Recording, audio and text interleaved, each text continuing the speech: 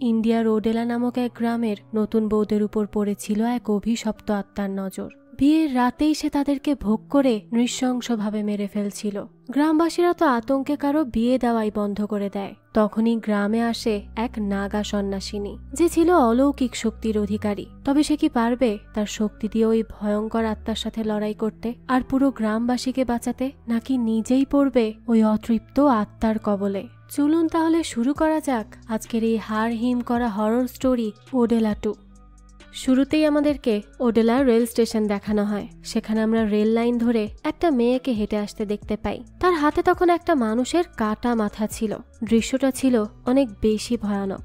মেয়েটি তখন সেই কাটা মাথা নিয়েই সোজা চলে আসে পুলিশ স্টেশনে। সেখানে তো সবাই তাকে দেখে অনেক বেশি অবাক হয়ে যায় আর অনেক ঘাবড়েও যায়, কারণ মেয়েটার বয়স খুব একটা বেশি ছিল না। তার উপর তার হাতে এই কাটা মাথা রেখে সবাই তো এই নিয়েই কথা বলতে থাকে। তো মেয়েটি তখন সেই কাটা মাথাটি এনে পুলিশ স্টেশনের ডেস্কের উপর রাখে। তখন অন্যান্য পুলিশেরা কথা বলাবলি করতে থাকে। তারা বলতে থাকে যে এরকম ভাবে তো তারা 6 মাস আগে তিরুপাথির মাথা পেয়েছিল, এখন আরো একটা মাথা কোথা থেকে আসলো, তো এটা কার মাথা আর এই মেয়েটা মাথাটি কোথা থেকে পেল, সেই সব কিছু জানতে হলে আমাদেরকে একটু অতীতে ফিরে যেতে হবে। আমাদেরকে 6 মাস আগে চলে যেতে হবে, যখন তিরুপাথির মৃত্যু হয়েছিল।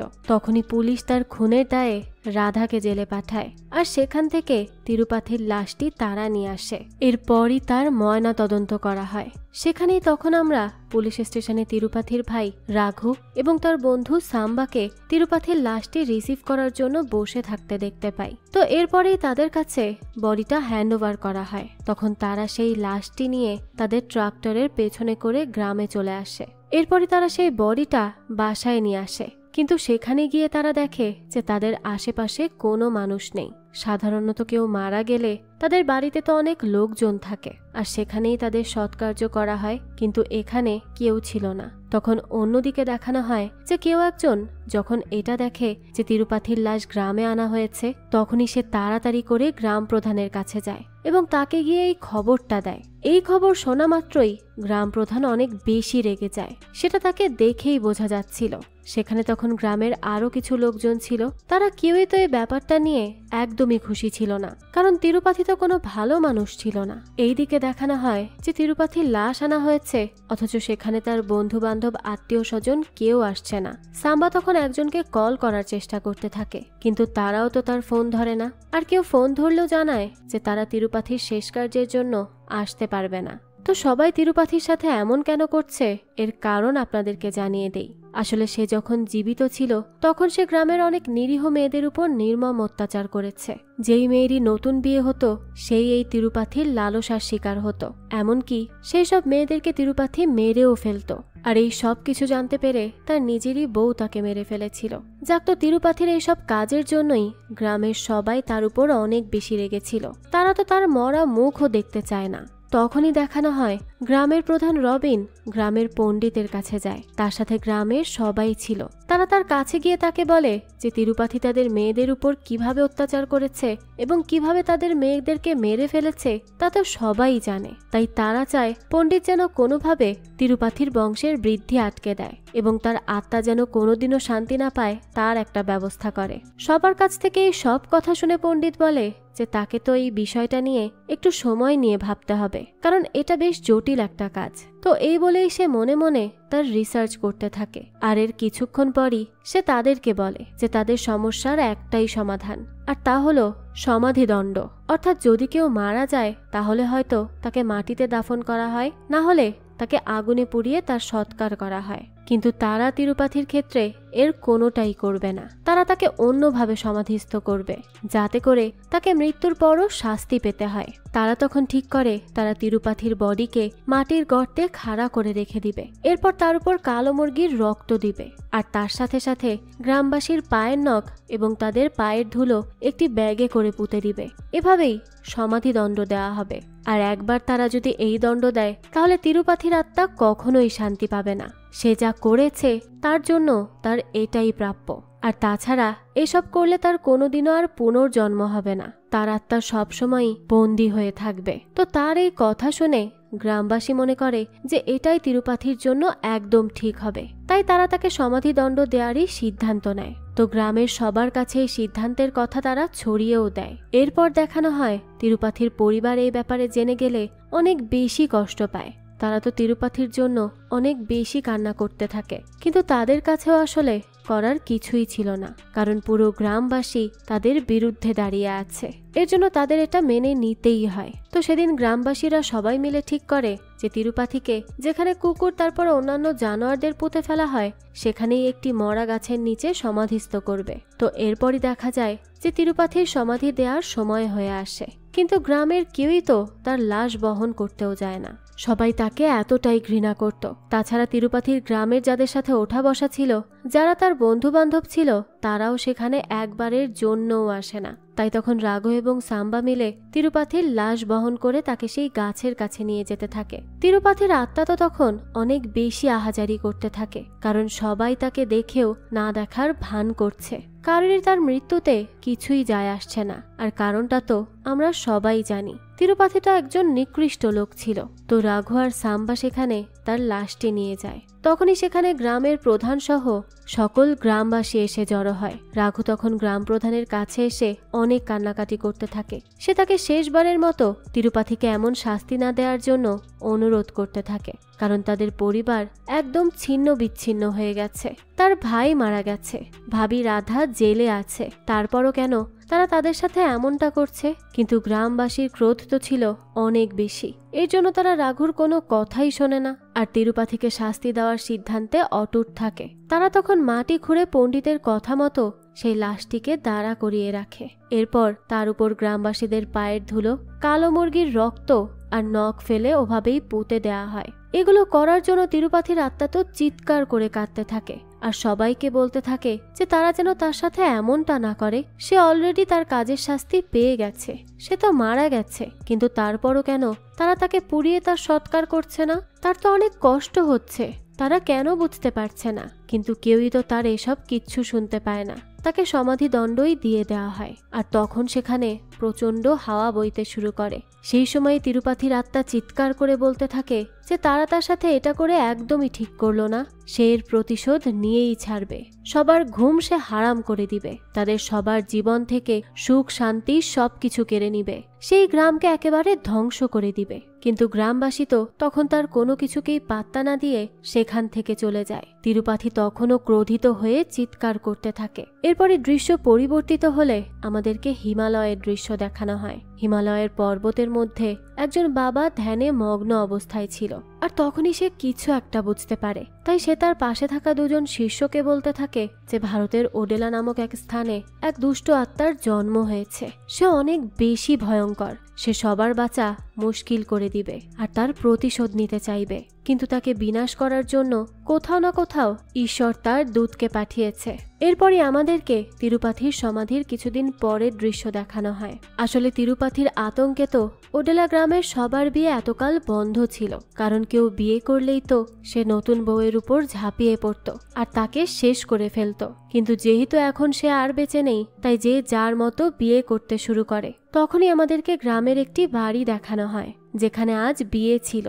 তো দেখা যায় সেখানে তো সবাই অনেক বেশি খুশি ছিল, সবাই মিলে একসাথে ভালোভাবে বিয়েটা দিনের মধ্যেই সম্পন্ন করে ফেলে। কিন্তু তখনই সেখানে থাকা কিছু লোক বলতে থাকে যে তিরুপাথি মারা গেলেও তার আত্মার ছায়া এখনো তাদের উপর থেকে যায়নি। তাই সে ভয় পাচ্ছে এটা ভেবে যে এই বিয়েতে আবার তিরুপাথির বদ নজর না পড়ে যায়। যাক, তো এর পরই দেখানো হয় যে দুপুরের মধ্যেই বিয়ে শেষ হয়, কিন্তু যে পণ্ডিতের সেখানে যাওয়ার কথা ছিল সে সেখানে যেতে না পারায় রাতের বেলা যেতে থাকে। সে সাইকেল চালিয়ে সেদিকেই যাচ্ছিল, কিন্তু তখনই সে তিরুপাথিকে যেই গাছের নিচে পুঁতে ফেলা হয়েছিল সেখানে কিছু ছেলেকে বসে আড্ডা দিতে আর ড্রিঙ্ক করতে দেখতে পায়। তখন সেই ছেলেগুলো তাদের সাথে পণ্ডিতকেও এসে জয়েন করতে বলতে থাকে। পণ্ডিত তখন সুযোগ বুঝে তাদের সাথে বসে ড্রিঙ্ক করতে থাকে। সেখানে আমরা একটা ছেলেকে দেখতে পাই, তার নাম সোম। তো এই সোম আজ যে মেয়েটির বিয়ে হয়েছে তাকে অনেক বেশি ভালোবাসতো। সে এতদিন মেয়েটিকে দেখে রেখেছে আর তাকে আগলে রেখেছে, কিন্তু আজ সে অন্য একজনের বউ হয়ে গেছে। এটা সে কিছুতেই মেনে নিতে পারছিল না। তাই সে বলতে থাকে যে গাছ লাগিয়ে সে এতদিন পাহারা দিল, এখন সেই গাছের ফল খাবে অন্য একজন। তাই সম তখন অনেক বেশি রেগে যায় আর মাতাল অবস্থায় বলতে থাকে যে সে এটা কিছুতেই মেনে নিবে না, সে ওই মেয়েটিকে শারীরিক নির্যাতন করেই ছাড়বে। আর সে সবাইকে এটাই বলবে যে তিরুপাথির আত্মা তার উপর ভর করেছিল, সে কিছু করেনি, এই বলেই সে পার পেয়ে যাবে। তখনই সমর এসব উল্টোপাল্টা কথা শুনে সেখান থেকে চলে যেতে থাকে পণ্ডিত। কিন্তু পণ্ডিতের ড্রিঙ্ক করার কারণে হঠাৎই তার ন্যাচারাল কল আসে। এর জন্য সে তখন বাথরুম করতে পাশে যেতে থাকে। কিন্তু যাওয়ার সময় সে সেখানে কিছু মহিলাকে দেখতে পায়। তারা তাদের মাথায় করে খড় নিয়ে যাচ্ছিল। তাদের কারো চেহারাই দেখা যাচ্ছিল না। তো মহিলাদের সেখানে দেখে সে তিরুপাথির সেই গাছের নিচে যায়, আর ঠিক তিরুপাথির সমাধির উপরেই সে পি করে। এটা করার পরই সে সেখান থেকে চলে আসতে নেয়, কিন্তু তখনই তার পায়ে একটা কাঁটা ফুটে যায়। আর সে সেই কাঁটা ছাড়িয়ে নিলেই তার পা থেকে কিছুটা রক্ত নিচে সেই মাটির উপর পড়ে আর সোজা চলে যায় তিরুপাথির লাশের উপর। এরপরে একটা হাওয়ার সাথে সাথে তিরুপাথির আত্মা সেখান থেকে মুক্তি পেয়ে যায় আর ভর করে পণ্ডিতের শরীরে। পণ্ডিতের চোখগুলো তো তখন অনেক বেশি অস্বাভাবিক হয়ে যায়, একেবারে লাল বর্ণ হয়ে ওঠে। এরপরই সে তার সাইকেলে করে সেখান থেকে সেই বিয়ে বাড়িতে চলে যায়। সেখানে গেলে নতুন বিয়ে করা বর বউ তার থেকে আশীর্বাদ নেওয়ার জন্য অপেক্ষা করছিল। তারা তার থেকে আশীর্বাদ নিয়ে তারপরই বাসর ঘরে যাবে। তো তারা দুইজন পণ্ডিতের পা ছুঁয়ে তার থেকে আশীর্বাদ নিতে যায়। কিন্তু তখন পণ্ডিতের মধ্যে তো তিরুপাথির আত্মা ছিল, আর তিরুপাথির খারাপ চরিত্র তাকে আর ঠিক থাকতে দেয় না। সে তার নষ্ট চোখ দিয়ে নতুন বউকে দেখতে থাকে। তাকে দেখে তো তার মাথাই খারাপ হয়ে যায়। সে আর নিজেকে আটকেই রাখতে পারছিল না। তো এরপরই দেখানো হয় বর বউয়ের পর বাসর করার জন্য চলে যায়। তো তারা সেখানে একে অপরের সাথে বেশ ভালো সময় কাটাতে থাকে, আর তারা তখন ঘনিষ্ঠও হয়। ঠিক সেই সময়ই দেখা যায় সেই ঘরের দরজা ভেঙে পণ্ডিত প্রবেশ করে। তাকে দেখেই তো নতুন বর তার কাছে যায় আর তাকে বলতে থাকে যে সে এখানে কি করছে, ভণ্ড পণ্ডিত কোথাকার, এখানে তাদেরকে একসাথে দেখতে এসেছে। এটা বলেই সে তাকে ধাক্কা দেয় এবং তার বাড়ি থেকে বের হয়ে যেতে বলে। কিন্তু ছেলেটি তো জানতো না যে পণ্ডিতের মধ্যে এখন তিরুপাথির আত্মা রয়েছে। তো তিরুপাথি তখন ছেলেটির উপর অনেক বেশি রেগে যায় আর তাকে এক থাপ্পড় দিয়ে তাকে সেখান থেকেই বের করে দেয়। এরপরই সে নতুন বউয়ের কাছে গিয়ে তার শরীরের বিভিন্ন জায়গায় স্পর্শ করতে থাকে। মেয়েটি তো তখন ভয়ে সেখান থেকে পালিয়ে যাওয়ার চেষ্টা করে আর অনেক বেশি কাঁদতে থাকে। কিন্তু তখনই দেখা যায় তিরুপাথি তার চুল ধরে টান দেয়, আর সে এত জোরেই টান দেয় যে মেয়েটির মাথা থেকে চামড়া সহ চুল উঠে আসে। সে তো সাথে সাথে মাটিতে লুটিয়ে পড়ে ব্যথায় ছটফট করতে থাকে। কিন্তু সেই সময় তিরুপাথি তার উপর শারীরিক নির্যাতন চালায় আর এরপরই তাকে মেরে ফেলে। এই সব কিছু করার পরই পণ্ডিতের জ্ঞান ফিরে আসে। কিন্তু তখন সেই বাড়ির লোকজন তো তাকে তাদের নতুন বউকে খুন করা এবং তাকে শারীরিক নির্যাতন করার দায়ে ধরে ফেলে আর তাকে মারার জন্য তেড়ে আসে। ঠিক তখনই সেখানে পুলিশও চলে আসলে পণ্ডিত তাদের সামনে বলতে থাকে যে সে কিছুই করেনি, সে তো এখন এসে তাদেরকে অলরেডি মৃত অবস্থায় দেখেছে। তো আসলেই তো সে কিছুই করেনি, কিন্তু কেউই তো তার বলা কথা বিশ্বাস করে না। সবাই তাকে এই সব কিছুর জন্যই দায়ী মনে করতে থাকে, তাকে নোংরা মনে করতে থাকে, যার জন্য পুলিশ তখন পণ্ডিতকে সোজা থানায় নিয়ে আসে আর তাকে অনেক মেরে মেরে সত্যিটা বলার জন্য বলতে থাকে। কিন্তু পণ্ডিত তো বারবারই তাদেরকে একটা কথাই বলে যে সে কিছুই করেনি। তখনই অফিসার তাকে বলে যে সেই একমাত্র সেখানে উপস্থিত ছিল, তাহলে সে যদি কিছু না করে থাকে তবে করেছেটাকে। তখনই পণ্ডিতের গত রাতের কথা মনে পড়ে যায়। সে পুলিশকে জানায় যে আগের দিন রাতে তার সমর সাথে দেখা হয়েছিল। সে নতুন বউয়ের প্রেমিক ছিল, কিন্তু সেই মেয়েটির বিয়ে হয়ে যাওয়াতে তার উপর সোম অনেক বেশি রেগেছিল। তার উপর প্রতিশোধ নিতে সে তাকে শারীরিকভাবে নির্যাতন করার কথা বলেছিল। আর তাছাড়া তারা এটাও বলেছিল যে এটা করার পর তারা সবাইকে এটা বলে চালিয়ে দিবে যে সবকিছু তিরুপাথির আত্মা করেছে, তাই এই সবকিছু ওই ছেলেটাই করতে পারে। পণ্ডিতের কাছে এসব কথা শুনে তো পুলিশ সোজা চলে যায় সোমর কাছে। সে সেখানে তাকে আর তার সাথে থাকা ছেলেগুলোকে থানায় তুলে নিয়ে আসে আর তাদেরকে উল্টো করে বেঁধে পেটাতে থাকে। পুলিশ তাদেরকে বলতে থাকে যে তারা এটা কেন করেছে, তারা যেন এটা স্বীকার করে নেয়। কিন্তু তারা তো একটা কথাই বলতে থাকে যে তারা তখন নেশার ঘরে ছিল, এর জন্য উল্টো পাল্টা কথা বলেছে, কিন্তু তারা সত্যি এরকম কিছুই করেনি। এখানে তাদের কোনোই হাত নেই। তারা কেন বুঝতে চাইছে না? এখান থেকে দৃশ্য পরিবর্তিত হয়। আমাদেরকে তখন রহিম নামের একজন মৌলভীকে দেখানো হয়। তার কাছে এক দম্পতি তাদের ছোট মেয়েকে নিয়ে আসে, কারণ তাদের ধারণা ছিল যে তাদের মেয়ের উপর কোনো খারাপ আত্মার নজর পড়েছে। তো রহিম তখন তাদের থেকে সবটা জেনে নেয়। তারপর মেয়েটির উপর বেশ কিছু ঝাড়ফুঁক করে তাদের হাতে একটি কালো মুরগি ধরিয়ে দেয় আর তাদেরকে এটা বলতে থাকে যে সে আছে না, সে সবটা ঠিক করে দিবে, তাদের শুধু তার কথা মতো কাজ করলেই হবে। এটা বলেই সে বলতে থাকে যে তারা যেন রাতের অন্ধকারে এই কালো মুরগিটি নির্জন জায়গায় গিয়ে রেখে আসে। তো সেই দম্পতির কথা মতোই রাতের অন্ধকারে তারা একটি নির্জন জায়গায় যায়, আর সেখানে গিয়ে হুজুরের বলে দেওয়া কথা মতো সেই কালো মুরগির মাথা ছিঁড়ে সেখানে ফেলে সেখান থেকে চলে আসে। তো তারা সেখান থেকে চলে যাওয়ার কিছুক্ষণের মধ্যেই আমরা সেখানে একটি লোককে বাইক নিয়ে আসতে দেখি। তার নাম হলো ভেঙ্কাটেশ।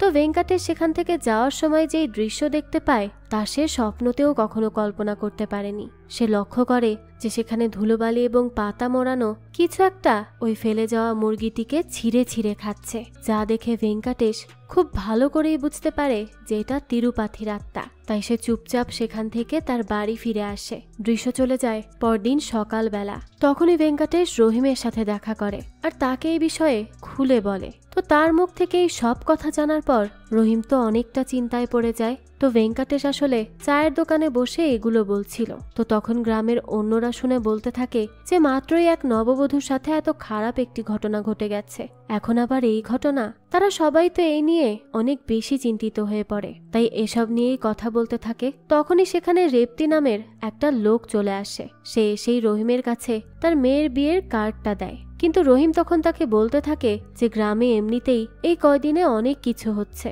তার মধ্যে আবার এই বিয়ের অনুষ্ঠান করা তার মনে হয় না যে ঠিক হবে। কিন্তু রেপ্তি তখন তাদের বলতে থাকে যে আরে সে পণ্ডিত তো সবসময় নেশা করে বেড়ায়, সেই রাতেও মনে হয় নেশা টেশা করে তারপর এমনটা করেছে, সে তো তার মেয়ের বিয়ে দিবেই দিবে, তার এসবে ভয় নেই। কিন্তু রহিমের যদি অনেক বেশি ভয় লেগে থাকে তাহলে তার বিয়েতে আসতে হবে না। এই বলেই রেপ্তি সেখান থেকে চলে যায়। রহিম তখন কি করবে কিছুই বুঝতে পারে না। তো এরপরই আমাদেরকে রাতের দৃশ্য দেখানো হয়। আমরা তিরুপাথির সমাধির পাশে একটা সাইকেল দেখতে পাই। এই সাইকেলটি নিয়ে তিরুপাথি পুরো ওডেলাতে ঘুরে বেড়াতো। আজও তিরুপাথির আত্মা সেই সাইকেল নিয়ে পুরো ওডেলাতে ঘুরে বেড়ায়। এর পরদিনই আমাদেরকে তিরুপাথির মা, বোন আর ভাইকে দেখানো হয়। তারা সবাই মিলে তিরুপাথির সমাধির কাছে যায়। সেখানে তারা তার জন্য খাবার নিয়ে এসেছিল। তিরুপাথি বেঁচে থাকতে মূলত যেসব খাবার পছন্দ করত সেই সব খাবার তারা সেখানে আনে, যাতে করে এই খাবারগুলো খেয়ে তিরুপাথির আত্মা কিছুটা শান্তি পেতে পারে। তো তারা খাবারগুলো সেই সমাধির উপর রেখে দিয়ে সেখান থেকে চলে যেতে থাকে। কিন্তু তখনই রঘু সেখানে তিরুপাথির সাইকেলটিকে দেখতে পেয়ে সেটিকেও তাদের সাথে করে নিয়ে যায়। তো তারা সেখান থেকে চলে যাওয়ার পরপরই তিরুপাথির আত্মা এসে সেখানে থাকা সব খাবারগুলো খেয়ে নেয়। এখান থেকে এই দৃশ্য পরিবর্তিত হয় আর আমাদেরকে রেপ্তির মেয়ের বিয়েতে নিয়ে যাওয়া হয়। আজ রেপ্তির একমাত্র মেয়ের বিয়ে ছিল, তাই সে খুবই ধুমধাম করে তার বিয়ে দিতে থাকে। আর তাছাড়া রেপ্তি একজন চেয়ারপারসন ছিল এবং তার পার্টি এখন ক্ষমতাতে ছিল। তো রেপ্তি সেখানে তার অপোজিশনকেও দাওয়াত দেয়। সেই অপোজিশনের মধ্যে গ্রাম প্রধানও ছিল। গ্রাম প্রধান তো সেখানে এসে খেয়ে দিয়ে মাত্র 161 টাকা উপহার হিসেবে দেয়, যার জন্য সেখানে থাকা সবাই তো এটা নিয়ে অনেক হাসাহাসি করতে থাকে। যার জন্য তখন প্রধান সবার উদ্দেশ্যে বলতে থাকে যে তার মেয়ের বিয়েতে যখন সে রেপ্তিকে দাওয়াত দিয়েছিল তখন রেপ্তিও শুধু 161 টাকাই দিয়েছিল। এর জন্য সে সেই সমপরিমাণ টাকা দিয়েই ঋণটি শোধ করে দিল। তো তখন এই কথা শুনে তো রেপ্তি সেখানে আসে আর সেখানে সবার মধ্যেই এক কথা দুই কথায় তাদের মধ্যে কথা কাটাকাটি শুরু হয়ে যায়। আর এই কথা কাটাকাটি গড়িয়ে দুই পার্টির মধ্যেই চলে আসে। একজন আরেকজনের পার্টি নিয়ে কথা বলতে থাকে, কারণ গ্রাম প্রধানের পার্টি এখন ক্ষমতায় ছিল না। তো গ্রাম প্রধান তার পার্টিকে অনেক বেশি শ্রদ্ধা করত, এর জন্য সে তার পার্টিকে নিয়ে উল্টোপাল্টা কথা সহ্যই করতে পারে না। তাই তাদের এই কথা গড়িয়ে হাতাহাতির মধ্যে চলে যায়। এর মাঝেই সেখানে গ্রাম প্রধানের মেয়ের বিয়ের কথা উঠে আসে।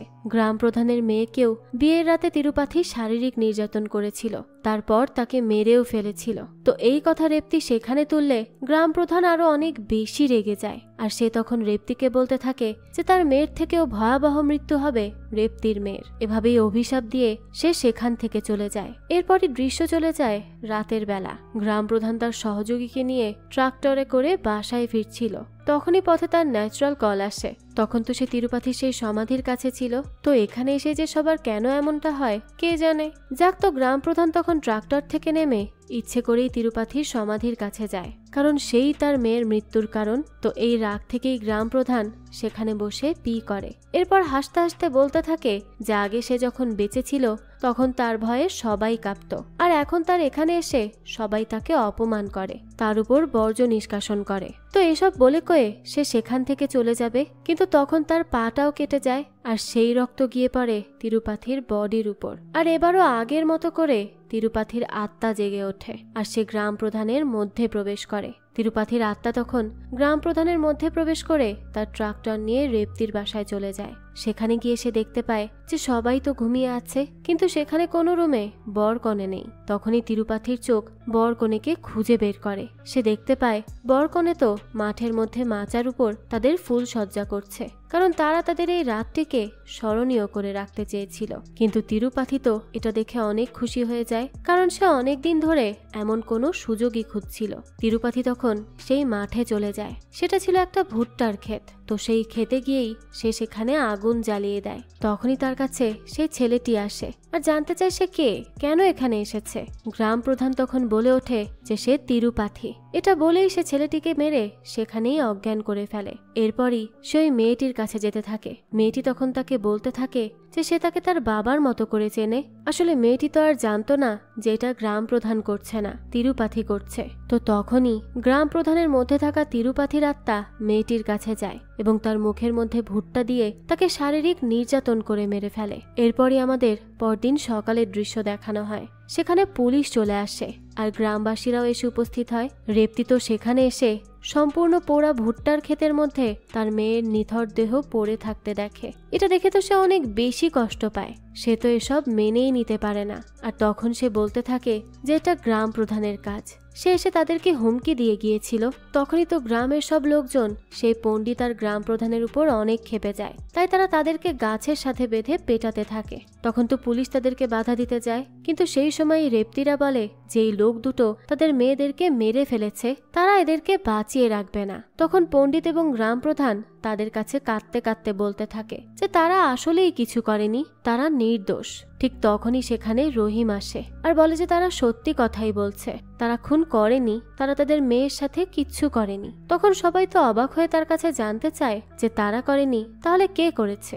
রহিম তখন জানায় যে তিরুপাথি এই সব করেছে। তাছাড়া সে তাদেরকে প্রমাণও দেয়। সে প্রথমে ভেঙ্কটেশকে সেখানে ডাকে। ভেঙ্কটেশ তখন সবাইকে তিরুপাথির আত্মা দেখার কথা জানায়। এরপর তারা গ্রামের মধ্যে সিসিটিভি ফুটেজে তিরুপাথির সাইকেল আপনা আপনি চলতে থাকার একটা ফুটেজ পায়, সেটাও দেখায়। এটা দেখে তো তখন সবাই তাদের কথা বিশ্বাস করে নেয়। তখন তো তারা এই নিয়েই কথা বলতে থাকে যে তারা কি করবে। ঠিক সেই সময়ই সেখানে এসিপি চলে আসে, কারণ গ্রামে দুটো নৃশংস ঘটনা ঘটেছিল। তো সেখানে এসেই এসিপি পণ্ডিত এবং গ্রাম প্রধানকে অ্যারেস্ট করে নিয়ে যেতে চায়। কিন্তু তখনই রহিম তাকে বলে যে এগুলো সব তিরুপাথির আত্মা করেছে। তো তখন তো তার কথা এসিপি বিশ্বাস করে না। সে রহিমকে বলতে থাকে যে সে আসলে পণ্ডিত এবং গ্রাম প্রধানকে বাঁচানোর জন্য এসব মিথ্যা ভূতের নাটক সাজাচ্ছে। তখন রহিম তাকে বলে যে সে কোনো মিথ্যা বলছে না। তখনই এসিপি তাকে চ্যালেঞ্জ করে বলে যে আচ্ছা, সে একদিন তিরুপাথির সমাধির কাছে একা এক রাত থাকবে আর তিরুপাথির কোনো ভূত যে এইসব করছে না তা সে প্রমাণ করে দিবে। তো যেই কথা সেই কাজ। এসিপি সেদিন তার টিম নিয়ে তিরুপাথির সমাধির কাছে চলে যায় আর সারা দিন থাকে। এরপর রাত হলে সে সেখানে একা থাকে এবং বাকিরা সবাই চলে আসে। পরদিন সকালেই দেখানো হয় অন্যান্য পুলিশ এসিপির সাথে দেখা করতে যায়, কিন্তু সেখানে গিয়ে তারা দেখে যে এসিপির খোলস সেখানে পড়ে আছে। আর আগের দিন রাতে তিরুপাথি সেখানে এসে এসিপিকে খেয়ে শেষ করে ফেলেছে। এই দৃশ্য দেখার পর তো কারো আর এটা জানার বাকি থাকে না যে এই কাজ আসলে কে করেছে। এই সব কিছু দেখে তো গ্রামবাসীরা অনেক বেশি ভয় পেয়ে যায়। তারা তিরুপাথির আত্মার ভয়ে এবার ঘর থেকেই বের হওয়া বন্ধ করে দেয়। আর কোনো বিয়ের কথা তো তারা ভুলেই যায়। তাদের সবার জীবন অনেক বেশি কঠিন হয়ে গিয়েছিল, যার জন্য তারা এখন কি করবে সেটা নিয়ে ভাবতে থাকে। তো অনেক ভেবে তাদের রাধার কথা মাথায় আসে। তারা তখন সোজা চলে যায় জেলের মধ্যে রাধার সাথে কথা বলার জন্য। রাধা তো তাদের থেকেই সবটা শুনে তাদের উপর অনেক বেশি রেগে যায় আর বলতে থাকে যে যেই শয়তানের হাত থেকে সবাইকে বাঁচানোর জন্য সে ওই শয়তানকে খুন করে জেলে আসলো, তারা সবাই মিলে কিনা সেই শয়তানকেই আবার জাগিয়ে দিয়েছে। গ্রামবাসীরা তখন তাদের এই কাজের জন্য অনেক বেশি অনুতপ্ত বোধ করে। তারা বলতে থাকে যে তারা ভুল করে ফেলেছে, কিন্তু এখন তাদেরকে তিরুপতির হাত থেকে যদি কেউ বাঁচাতে পারে তাহলে তা একমাত্র রাধা। তো রাধা তখন তাদেরকে জানায় যে তাদেরকে এখন সে আর বাঁচাতে পারবে না, যদি কেউ পারে তাহলে সেটা তার বোন ভৈরবী, যে কিনা ছোটবেলায় তাদের বাড়ি থেকে পালিয়ে গিয়েছিল। তো রাধা আরও জানায় তাদের এখানে পাপামা নামের এক শিব ভক্ত ছিল, ভৈরবী তার কাছে প্রায়ই যেত। আর পাপামার একটি গল্প ভৈরবীর মন ছুঁয়ে যায়। সে ভৈরবীকে বলেছিল যে 12 বছর থেকে একটি মেয়ের পিরিয়ড শুরু হয়ে যায় আর সেটি 53 বছরে গিয়ে শেষ হয়। আর কেউ যদি এই বছরের মধ্যে নিজেকে বিয়ে শাদী থেকে দূরে রেখে কুমারিত্ব ধরে রাখতে পারে এবং 110 কোটিবার শিবের নাম জপ করতে পারে তাহলে শিবের পক্ষ থেকে সেই মেয়ে অসীম শক্তির অধিকারী হবে। তো এরপরে একদিন এই পথ ধরে ভৈরবী তাদের বাড়িতে একটি চিঠি লেখে আর সেখান থেকে চলে যায়। সে তখন থেকেই নিজেকে ধর্মের কাছে সঁপে দেয়, সাধু সন্ন্যাসীদের সাথে করে তপস্যা করতে শুরু করে। আর এখন সে একজন প্রসিদ্ধ নাগা সাধু হয়ে গেছে। সে আরও জানায় যে এখান থেকে বেশ দূরে এক শিব মন্দিরে সংস্কারের কাজে প্রায়ই সে যেয়ে থাকে। তো সেখানে গেলেই তারা ভৈরবীকে পেলেও পেতে পারে। তো তার এসব কথা শুনে তো গ্রামবাসী আর কোনো সময় ব্যয় না করে সেই মন্দিরের উদ্দেশ্যে যাওয়ার জন্য দ্রুত বেরিয়ে পড়ে, কারণ তাদেরকে যে করেই হোক এই বিপদ থেকে রক্ষা পেতে হবে। দেখা যায় অনেক নদী নালা পাহাড় পর্বত পার করে তারা শেষমেশ সেই মন্দিরে এসে পৌঁছায়। আর ভাগ্যবশত তারা সেখানে ভৈরবীর দেখাও পেয়ে যায়। কিন্তু ভৈরবীকে যখন তারা তাদের সমস্যার কথা জানায় তখন তো সে প্রথমে তাদেরকে মোটেই সাহায্য করতে চায় না, কারণ তার কাছে মনে হয় যে গ্রামবাসীরা নিজেদের ভুলের কারণেই এখন এই দিন দেখছে। কিন্তু তারা তাকে অনেক বেশি অনুরোধ করলে ভৈরবী আর তাদেরকে মানা করতে পারে না। সে তাদের সাথে করে তার চিরচেনা মাতৃভূমি ওডেলাতে ফিরে আসে। সেখানে যাওয়ার পরই সে সেই বাড়িতে গিয়ে ওঠে যেখান থেকে তার এই সন্ন্যাসীর জার্নিটি শুরু হয়েছিল। তো সেই ঘরের মধ্যেই সে পাপামার সেই নাগ মন্দির পায় এবং তার সাথে সাথে পাপামার রেখে যাওয়া একটা রুদ্রাক্ষও পায়। সে তখন সেটার কাছে গেলেই সেটাই তাকে পথ দেখিয়ে নিয়ে যেতে থাকে। সে ভৈরবীকে সেই সকল জায়গায় নিয়ে যেতে থাকে যেখানে তিরুপাথি মেয়েদেরকে অত্যাচার করেছিল। এরপরই সেই রুদ্রাক্ষ তাকে তিরুপাথির সমাধির কাছেও নিয়ে যায়। সেই সব কিছু ধীরে ধীরে বোঝার চেষ্টা করতে থাকে। তো ভৈরবী সেখানে গেলে দেখা যায় তিরুপাথির আত্মা চিৎকার করে বলতে থাকে যে সে যেন তার কাছে না আসে। তখনই ভৈরবী তিরুপাথির আত্মাকে ধরে রাখার জন্য সেখানে প্রথমে একটি ত্রিশূল রাখে। এরপর সে পার্মানেন্টলি তিরুপাথিকে সেখানে ধরে রাখার জন্য কিছু সরঞ্জাম চায়। গ্রামবাসীও তখন তাকে সব কিছু এনে দেয়। ভৈরবী এরপর চারদিকে 4টি নন্দে স্থাপনা করে। এরপর 9 ধরনের শস্য, কিছু মানুষের চুল এবং গঙ্গার জল দিয়ে সে তিরুপাথির আত্মাকে তার সমাধির মধ্যেই আটকে ফেলে। আর এরপর সে বলে দেয় যে আজ হলো অমাবস্যা, কাল থেকে তিরুপাথির আত্মা বিনষ্ট হয়ে যেতে শুরু করবে। আর এটা বিনষ্ট হয়েও যাবে, কিন্তু সেই জন্য কটা দিন সময়ের প্রয়োজন। তাই ততক্ষণ পর্যন্ত যেন এখানে কেউ প্রবেশ না করে আর এখান থেকে কোনো কিছু না সরায়। তবে যদি কেউ এখানে প্রবেশ করে তাহলে সাথে সাথেই তিরুপাথির আত্মা ছাড়া পেয়ে যাবে। তাই এখন থেকে 15 দিন পর্যন্ত প্রত্যেক দিন কাউকে না কাউকে এখানে পাহারা দেওয়ার জন্য থাকতে হবে, যাতে করে কেউ এখানকার ধাগা ছিঁড়তে না পারে আর তিরুপাথির আত্মাও মুক্ত হতে না পারে। তাই সবাই একে একে পাহারা দিতে থাকে। এতদিনে তো সব জায়গায় এই খবর ছড়িয়ে যায়, তাই সেখানে মিডিয়ার লোকজনও চলে আসে। তো এর মধ্যেই একদিন সত্যায়ন নামের একজন নিউজ রিপোর্টার ওডেলা গ্রামে আসে আর তিরুপাথির এই কেস নিয়ে বলতে থাকে। তাছাড়া তখন তারা ড্রোনের মাধ্যমে তিরুপাথির সমাধির ভিডিও করছিল, কিন্তু তখনই ড্রোনটি ভুল করে সেই সমাধির উপর গিয়ে পড়ে। এটা তাদের 4 লাখ টাকার ড্রোন ছিল, যার জন্য সত্যায়ন সেটা নিতে চলে যায়। কিন্তু তখন সেখানে থাকা পাহারাদার তার কাছে আসে এবং তাকে জানায় যে 15 দিন পর্যন্ত এখানে কারো প্রবেশ নিষেধ, তাই সে এখানে যেতে পারবে না। তো তার এই কথা শুনে তো সত্যায়নকে তখন সেখান থেকে যেতেই হয়। কিন্তু রাতে যখন সেই পাহারাদার ঘুমিয়ে পড়ে তখনই সবার চোখের আড়ালে সত্যায়ন তার কাটার দেয়াল পার করে সমাধির দিকে যেতে থাকে। সেই তার কাটাতেই আবার তার পা কেটে যায়। আর যখনই সে ড্রোনটি আনতে সমাধির কাছে যায় তখনই তার সেই পায়ের রক্ত তিরুপাথির কাছে গিয়ে পড়ে। আর ব্যাস, সে সেখান থেকে মুক্ত হয়ে যায় আর সোজা ঢুকে যায় সত্যায়নের শরীরের মধ্যে। এখান থেকেই তিরুপাথি চলে যায় সোজা ভৈরবীর কাছে। ভৈরবী তো তখন গোসল করছিল, তো তাকে এভাবে দেখে তো তিরুপাথি তাকে ভোগ করতে চায়, কিন্তু সেখানে সেই রুদ্রাক্ষী বা নাগ চলে আসে আর সে সেই তিরুপাথিকে ভেতরে যেতে দেয় না। সে তার সাথে একভাবে ফাইট করতে থাকে। এরপরই নাগটি তাকে তাড়া করতে করতে সোজা নিয়ে আসে তার সমাধির কাছে। সেই সময় সেখানে ভাইরাভিও চলে আসে। তখনই তিরুপাথি বুঝতে পারে যে তাকে আটকে রাখার চেষ্টা ভাইরাভি করেছিল। তাই সে ভাইরাভিকে বলতে থাকে যে সে যত বড় নাগা সাধুই হোক না কেন, তার হাত থেকে এই গ্রামকে কেউ বাঁচাতে পারবে না, সেই গ্রামকে ধ্বংস করেই ছাড়বে। তখন ভাইরাভিও তাকে চ্যালেঞ্জ করে যে সেই গ্রামেরই মেয়ে, যতদিন সে এখানে আছে তিরুপাথি এই গ্রামের কিছুই করতে পারবে না। সে নিজে এই গ্রামকে প্রোটেক্ট করবে আর তিরুপাথিকে চিরতরে শেষ করবে। তো এরপর আমাদের কিছুদিন পরের দৃশ্য দেখানো হয়। সেখানে গ্রামে রাধা ফিরে আসে, কারণ তাকে জেল থেকে ছেড়ে দেয়া হয়েছিল। সে তো জেল থেকে সোজা চলে আসে তার বোন ভাইরাভির সাথে দেখা করতে। এতদিন পর বোনের সাথে দেখা হওয়া নিয়ে সে বেশ খুশি ছিল।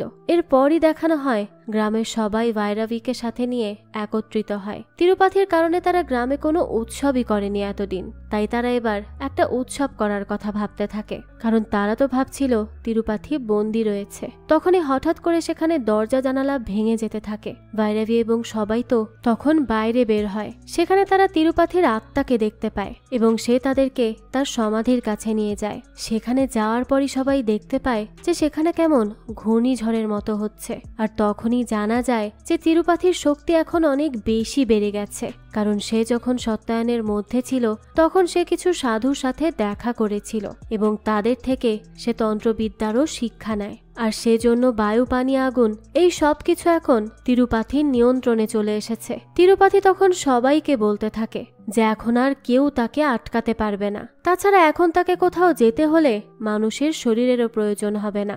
এরপরই দেখা যায় তিরুপাথি পুরো গ্রামের চারিদিকে একটা রেখা টেনে দেয় আর সবাইকে হুমকি দিয়ে বলতে থাকে যে তারা সবাই এখন এখানে বন্দী হয়ে গেছে। তারা চাইলেও আর তার এই রেখা পার করে বাইরে যেতে পারবে না। তারা কেউ যদি এখান থেকে বাইরে যাওয়ার চেষ্টাও করে তাহলে তারা সাথে সাথে মারা পড়বে। সবাই তো তার এই কথা শুনে বেশ ঘাবড়ে যায়। সেই সময় একটা লোক সেখান থেকে চলে যাওয়ার চেষ্টা করতে থাকলে সেই রেখার বাইরে তার মাথা চলে যায় আর দেখা যায় তার মাথা তো সেখানেই কেটে পড়ে যায় আর লোকটি সাথে সাথে মারা যায়। এরপরই গ্রামবাসী সেখানেই আটকা পড়ে যায়। মনে হচ্ছিল তারা সেখানে খুব খারাপভাবে বন্দী হয়ে গেছে। ভাইরাভিও এখন জানে না যে এই সমস্যা থেকে সে গ্রামবাসীদের কিভাবে উদ্ধার করবে। সে তো অনেক বেশি চিন্তায় পড়ে যায়। এরপর থেকে তো গ্রামবাসী আরো ভয়তে ভয়তে বাঁচতে থাকে। তারা সবাই তাদের জীবন হাতের মুঠোয় নিয়ে চলছিল। দেখা যায় তিরুপাথির কথা মতো তাদের গ্রামে দুর্ভিক্ষও দেখা দেয়। গ্রামে তো কোনো ফসলও হচ্ছিল না, বাচ্চারা খাবার পানি পাচ্ছিল না, তাই সবাই ধীরে ধীরে অসুস্থ হয়ে পড়ছিল। মাটি শুকিয়ে গিয়েছিল, নদীতে কোনো মাছও ছিল না, বাইরে থেকে কোনো খাবার আনার কোনো সুযোগও নেই তাদের কাছে, কারণ তারা তো সেই রেখা পার করতে পারছিল না। তারা তো কোনো জায়গা থেকে কোনো সাহায্যও পাচ্ছিল না। সবাই দেখা যায় অনেক বেশি অসুস্থ হয়ে পড়ে। ভাইরাভি এই অবস্থায় কি করবে কিছুই বুঝে উঠতে পারছে না, কারণ এই সব কিছু তার ক্ষমতার বাইরে ছিল। কিন্তু সে তিরুপাঠিকে পরাস্ত করতে পারবে যখন তার পাপা মার বলা কথা মতো শিবের নাম জপ করার লক্ষ্য পূরণ হবে, এবং সেটি পূরণ হতে তো তার আর মাত্র 1000 বারই বাকি ছিল। তাই ভাইরাভি আর কোনো সময় নষ্ট করে না, সে সব সময় তা পাঠ করতেই থাকে। এরপরই একদিন দেখানো হয় যে গ্রামের একটি বাচ্চা মেয়ে অনেক বেশি অসুস্থ হয়ে পড়ে। তখনই তার বাবা মা কাঁদতে কাঁদতে ভাইরাভির কাছে ছুটে আসে এবং তাকে বলতে থাকে যে তাদের গ্রামে কোনো হাসপাতাল নেই, তাদেরকে বাইরে যেতে হবে, তাদের মেয়েকে বাঁচাতে হবে। এখন তারা যদি এখান থেকে বের হতে চায় তাহলে একমাত্র ভাইরাভি তাদেরকে সাহায্য করতে পারবে। তখন ভাইরাভি কিছুক্ষণ ভেবে তাদের জানায় যে তাদেরকে এখন একমাত্র বাঁচাতে পারবে রাধা, কারণ ভাইরাভির মতে বিবাহর বন্ধন হলো সবচেয়ে অটুট বন্ধন। তাই সেই কাজে রাধাকেই কাজে লাগানোর প্ল্যান করে। সে রাধাকে বলে যে তিরুপাথি তাকে যেভাবে সাজতে দেখতে পছন্দ করত সে যেন সেভাবেই সেজেগুজে তিরুপাথির সমাধির কাছে যায় আর তার কথা দিয়ে তিরুপাথির মাইন্ড ডাইভার্ট করার চেষ্টা করে। তার কথা মতো রাধা ঠিক তাই করতে থাকে। সে তার কথায় তিরুপাথিকে ভুলিয়ে রাখে আর অন্যদিকে ভাইরাভি গ্রামের মাইকে তন্ত্রমন্ত্র পাঠ করতে করতে তিরুপাথির রেখার ক্ষমতা কমানোর চেষ্টা করতে থাকে। কিন্তু দেখা যায় তখনই আবহাওয়া খারাপ হয়ে আসলে হঠাৎই গ্রামের কারেন্ট চলে যায় আর এর জন্য মাইকও বন্ধ হয়ে যায়, যার কারণে তখন তিরুপাথির জ্ঞান ফিরে আসে সে খুব ভালো করেই বুঝতে পারে যে রাধাকে তার কাছে পাঠানো হয়েছিল তাকে ভুলিয়ে রাখার জন্য। এটা জেনেই তো তিরুপাথি অনেক বেশি রেগে যায়, আর তখনই সে সেই অসুস্থ বাচ্চা মেয়েটির শরীরে প্রবেশ করে আর রাধার বডি থেকে মাথা আলাদা করে দেয়। আর এরপর ওই মেয়েটির মাধ্যমে রাধার মাথাটি নিয়ে সে পুলিশ স্টেশনে গিয়েছিল। তার মানে ওই মেয়েটি থানায় যায়নি, থানায় গিয়েছিল তিরুপাথি। এই দৃশ্যটি আমরা গল্পের প্রথমে দেখেছিলাম। মূলত যেভাবে রাধা তিরুপাথিকে খুন করেছিল, তিরুপাথিও আজ রাধাকে সেভাবেই মেরে ফেলে তার বদলা নিল। এরপরই ভাইরাভিকে দেখানো হয়। সে তিরুপাথির আত্মার কাছে বারবার অনুরোধ করে বলতে থাকে যে গ্রামবাসী তার সাথে ভুল করেছে, তার জন্য সে তার কাছে ক্ষমা চাচ্ছে, সে তার এই প্রতিশোধ থামিয়ে দিক। কিন্তু তিরুপাথি তখন তাকে বলতে থাকে যে তাকে মেরে ফেলে তার কাজের শাস্তি দেয়া হয়ে গিয়েছিল, তাহলে তার মৃত্যুর পরও তারা তাকে কেন শাস্তি দিতে চাইল? তখন ভাইরাভি তাকে আরো অনুরোধ করে, কিন্তু তিরুপাথি তাকে বলে যে সে তার কথা একটা শর্তে মেনে নিবে, আর তার শর্ত হলো যে ভাইরাভিকে তার তপস্যা ছেড়ে দিতে হবে এবং তিরুপাথির সাথে বিয়ে করতে হবে। তিরুপাথি তো খুব ভালো করেই জানতো যে ভাইরাভি এটা কখনোই করবে না, কিন্তু দেখা যায় ভাইরাভি গ্রামবাসীকে বাঁচানোর জন্য এই শর্তে রাজি হয়ে যায়। তো এরপরই ভাইরাভি তিরুপাথির জন্য বউ সেজে আসতে যেতে থাকে। তখন গ্রামবাসীরা তো তার জন্য অনেক কষ্ট পাচ্ছিল, তাদের তো ঈশ্বরের উপর থেকে ভরসাই চলে গিয়েছিল। তখন ভাইরাভি তাদেরকে হাল ছাড়তে মানা করে এবং বলে যে তারা যেন তাদের মনোবল মজবুত রাখে, উপরে ঈশ্বর আছেন, সে তাদেরকে কখনোই নিরাশ করবেন না। এটা বলেই সে যেতে থাকে, কিন্তু তার আগে সে রহিমকে কিছু একটা ইশারা করে বলে যায়। এরপর দেখানো হয় ভাইরাভি তিরুপাথির জন্য সাজতে থাকে, আর মনে মনে সে তখন সেই মন্ত্রই জপ করতে থাকে। তার আর মাত্র 1000 বার মন্ত্র জপ করা বাকি ছিল। অন্যদিকে রহিমকে দেখানো হয়, তার দিকে ভাইরাভি ইশারা করে কি বলল তাই সে ভাবতে থাকে। তখন সে এটা নিয়ে ভেঙ্কটেশের সাথে আলোচনা করতে থাকে। তো ভাইরাভির ইশারার কথা ভাবতে ভাবতে সে মুক্তি শব্দটি পায়। তখন সে বুঝতে পারে যে ভাইরাভি তাকে মুক্তি নিয়ে কিছু বলেছে, কিন্তু কিসের মুক্তি? অডেলা গ্রামের মুক্তি নাকি তিরুপাথির মুক্তি? রহিম তখন স্পষ্ট বুঝতে পেরে যায় যে ভাইরাভি তাকে কি বুঝিয়েছে। এদিকে দেখানো হয় যে তিরুপাথি ভাইরাভিকে ভোগ করার জন্য তার কাছে এসেছে, ভাইরাভিও তার জন্য প্রস্তুত। আর তখন অন্যদিকে রহিমকে দেখানো হয় সে গ্রামবাসীকে নিয়ে তিরুপাথির সমাধির কাছে যায় এবং সেখান থেকে তার লাশ বের করতে থাকে। তো আবারও আসি তিরুপাথি এবং ভাইরাভির কাছে। তিরুপাথি যখন দেখতে পায় যে ভাইরাভি তাকে বাধা দিচ্ছে না বা কিছুই বলছে না, তখনই সে বুঝতে পেরে যায় যে নিশ্চয়ই সে তাকে কোনোভাবে বিনষ্ট করার চেষ্টা করছে। এই জন্য সে ভাইরাভিকে নিয়ে গ্রামবাসীর সামনে চলে যায় আর বলতে থাকে যে সে তাকে বদ্ধ ঘরে ভোগ করবে না, তাকে সবার সামনে ভোগ করবে। আর এটা করার সময় যদি এখানে থাকা কেউ তাদের চোখ বন্ধ করেছে, তাহলে সে তাদেরকে মেরে ফেলবে। তখনই তিরুপাথি তাকে ভোগ করতেই যাবে, সেই সময়ই সে খেয়াল করে যে ভাইরাভি মনে মনে সেই মন্ত্র জপ করছে। এটা দেখেই তো তিরুপাথি অনেক বেশি রেগে যায়। ভাইরাভির আর অল্প কিছু বারই মন্ত্রটি পড়া বাকি ছিল, কিন্তু তিরুপাথি তখন ভাইরাভিকে মারতে শুরু করে। আর মারতে মারতে এক পর্যায়ে ভাইরাভি সেখানেই অজ্ঞান হয়ে যায় আর রক্তাক্ত অবস্থায় পড়ে থাকে। কেউ তো তার কাছে যাওয়ার সাহসও পাচ্ছিল না। তখনই তিরুপাথি ধ্যান করে পুরো গ্রামবাসীকে শেষ করে দেওয়ার জন্য মন্ত্র পড়তে থাকে, কিন্তু তখন একটি বাচ্চা মেয়ে ভাইরাভির কাছে যায় এবং তার মুখে লাগানো রক্ত নিয়ে সে সেখানে থাকা একটি নন্দীর গায়ে লাগিয়ে দেয়। আর তখনই সেখান থেকে ভাইরাভির মধ্যে শক্তির সঞ্চার ঘটে, যার ফলে তার জ্ঞান ফিরে আসে এবং সে অনেক শক্তিশালী হয়ে ওঠে। তখনই সে হাওয়ায় ভাসতে থাকে এবং তার হাতে অদৃশ্য শক্তির মাধ্যমে ত্রিশূলও চলে আসে। আর তখনই সে সত্যায়নের গায়ে আঘাত করলে তার শরীর থেকে তিরুপাথির আত্মা বের হয়ে যায়। অন্যদিকে তখন দেখানো হয় যে রহিম তিরুপাথির বডিটা পুরো পুড়িয়ে দেয়, আর তখনই তিরুপাথির আত্মা বিনষ্ট হয়ে যায়। সবাই তো এতে খুব খুশি হয়। এর কিছুদিন পরই দেখা যায় ভাইরাভির সেখানের কাজ শেষ হয়ে গিয়েছিল, এজন্য সে সেখান থেকে চলে যায়। কিন্তু এরপর আবারও দেখা যায় যে সবকিছু কেমন অদ্ভুত হতে শুরু করে, আর আবারও গ্রামের মধ্যে সেই তিরুপাথির সাইকেল আপনা আপনি চলতে থাকে। এই দৃশ্যের সাথে এই গল্পটাও এখানেই শেষ হয়ে যায়। তাহলে কি তিরুপাথি আবারও ফিরে এসেছে? এবার তাহলে গ্রামবাসীর কি হবে? এই বিপদ থেকে তাদেরকে কে রক্ষা করবে? ভাইরাভি কি আবারও তাদেরকে সাহায্য করতে এগিয়ে আসবে নাকি অন্য কেউ? এই সবই হয়তো আমরা জানতে পারবো এর পরবর্তী পার্টে। তবে সেটা কবে আসবে তা তো আমরা এখনো নিশ্চিত নই, কিন্তু যখনই এর পরবর্তী পার্ট আসবে আমি তা আপনাদের জন্য এক্সপ্লেইন করার চেষ্টা করব। এই তো ছিল আজকের গল্প। এই গল্পটা আপনাদের কাছে কেমন লেগেছে সেটা অবশ্যই আমাদেরকে কমেন্ট করে জানাবেন। যদি এতটুকুও ভালো লেগে থাকে তাহলে একটি লাইক দিয়ে যাবেন। আর হ্যাঁ, আমাদের এই চ্যানেলে কিন্তু প্রতিনিয়তই নতুন নতুন ভিডিও আপলোড করা হয়। সেই সব ভিডিওর আপডেট পেতে আমাদের চ্যানেলটিকে সাবস্ক্রাইব করে বেল আইকনে অল দিয়ে রাখতে কিন্তু ভুলবেন না। আরেকটা কথা, আমাদের সকল ভিডিওর আপডেট পেতে জয়েন করতে পারেন আমাদের হোয়াটসঅ্যাপ চ্যানেলে, লিংক কমেন্ট বক্সেই দেওয়া আছে। আজকে তাহলে এই পর্যন্তই, আবারও হাজির হব নতুন কোনো ভিডিও নিয়ে। সেই পর্যন্ত সবাই ভালো থাকবেন আর আমাদের চ্যানেলের সাথেই থাকবেন। ধন্যবাদ।